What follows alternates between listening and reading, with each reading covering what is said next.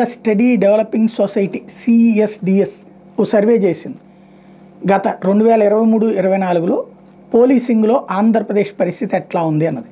ఇప్పటితో పోల్చుకుంటే అప్పుడు బాగుందని చెప్పి ప్రజలు చెప్తున్నారు. కామన్ కాజ్ సంస్థతో కలిసి లోక్నీతి సంస్థకు చెందిన సిఎస్డిఎస్ దేశంలో పోలీసుల పనితీరు మీద చేసిన సమగ్ర సర్వేలో 2023-24లో దేశంలో 17 ప్రధాన రాష్ట్రాల పోలీసుల పనితీరు మీద నిర్వహించిన నివేదికను the status of policing in India report 2025 పేరుతో తాజాగా వెల్లడించారు.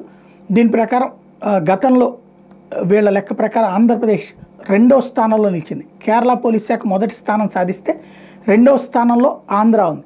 చివరి 3 స్థానాల్లో బీహారు, కర్ణాటక, జార్ఖండ్ ఉన్నాయి. ఓవరాల్గా బాధితుల ఫిర్యాదుల మేరకు అరెస్టులు జరిగేవని, సత్వరం స్పందించి తగు చర్యలు చేపట్టేవాళ్ళని, ఇట్లాంటి కాన్సెప్ట్స్ అన్నీ కూడా తీసుకొచ్చినటువంటి పరిస్థితి. అప్పట్లో తీసుకొచ్చిన సంస్కరణలు. దీన్ని నమ్ముతారా అంటే ఇదే పోలీసులు అక్కడ ప్రభుత్వానికి తాబేదారులుగా వ్యవహరించి చేసినటువంటి దుర్మార్గాలు కూడా మనకందరికీ తెలిసిందే. చివరికి ఎన్నికల్లో ఓటెయ్యనివ్వనటువంటిది, అలాగే చెప్పినటువంటి వాళ్ళని చెప్పినట్టు అరెస్టులు చేసినటువంటిది.